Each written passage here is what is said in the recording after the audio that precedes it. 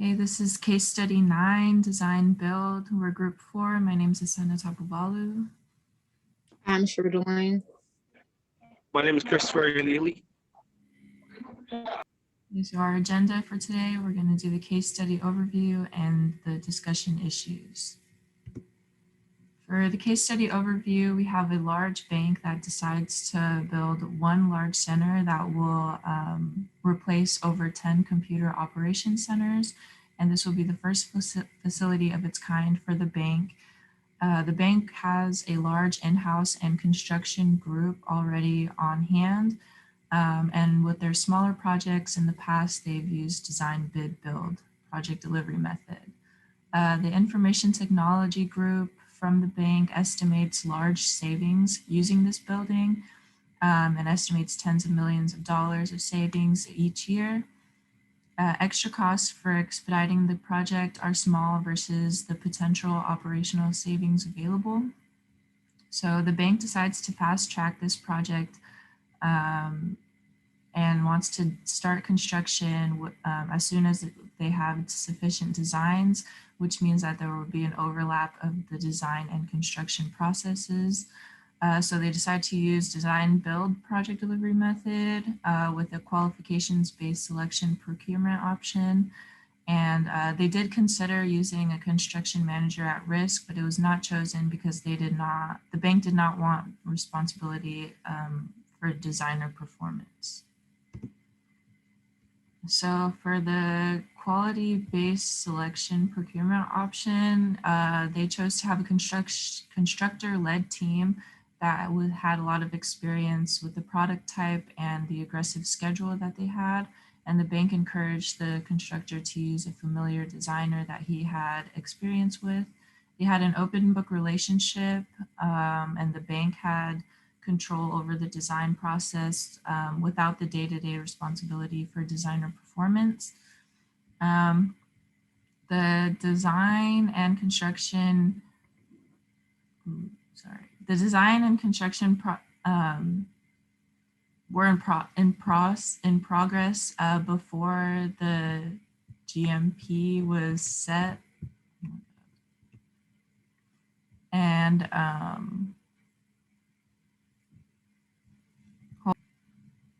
And the GMP included the contingency for schedule and acceleration costs.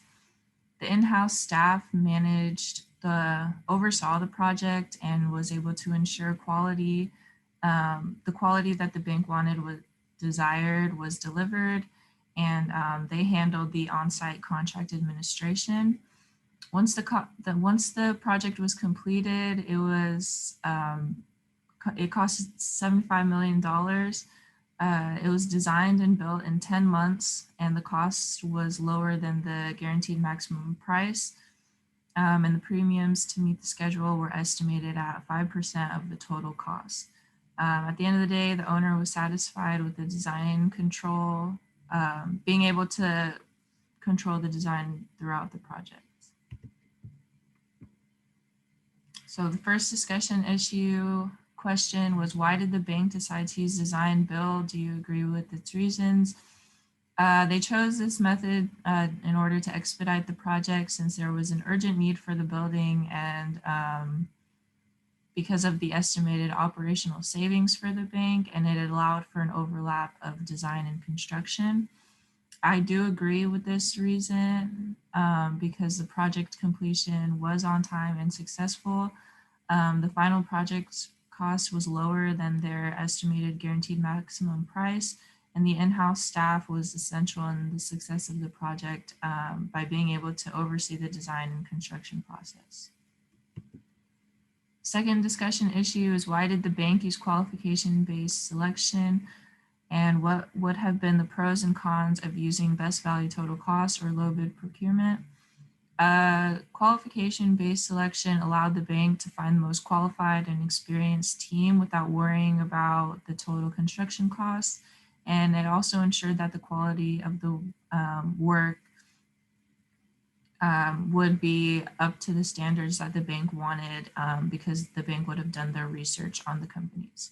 So the pros for the best value total cost would be having a lower total construction costs that they could come up with instead of a GMP, and having still qualified contractors to choose from while staying knowledgeable about the price. And the cons would be that they would focus on the cost, which would take away from finding quality contractors or the best contractors out there.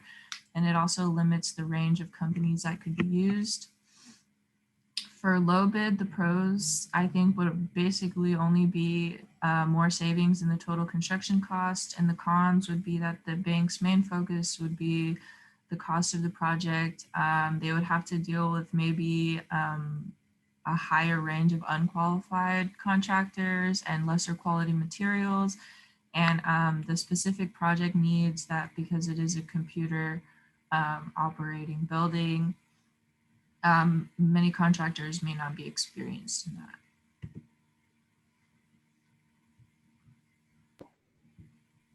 Third question was not bridging documents nor a bridging consultants were used. Should they have been? Just because the success of the project, the design approach with guaranteed maximum price and the bank's in-house staff was a great approach that met all the requirements that the owner wanted.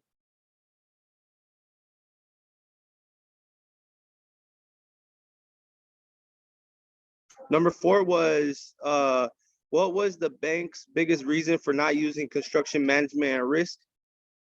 I put the bank did not want to be responsible for the designer's performance, given the need for extraordinary speed and efficiency. Because of the time restraint, the designer can have a lot of missteps with the short time frame. And number 5, the schedule requirement was such that more time had been available. Would that have affected your recommendation of whether you use design build? I said no, because I think the faster the project gets done, the more money there would be saved. If the building would be completed faster, that would save more money, because there'll be less money to pay workers. And also, on another hand, there will be equipment rentals. A shorter time for equipment rentals can save money as well. Number 6, the design build entity was a contractor-led team. Could the design build entity have been design-led or an integrated firm? Would either have brought more benefits to the project? I put yes. Both ways would have benefited the project. Designer-led would have benefited the project because it helps makes products and services have a pleasing look and more compelling to use. It also solves users' needs, and it also reduces costs. Integrated firm is beneficial to the project because it improves data accessibility, it betters communication, and it has a stronger and healthier growth on the project.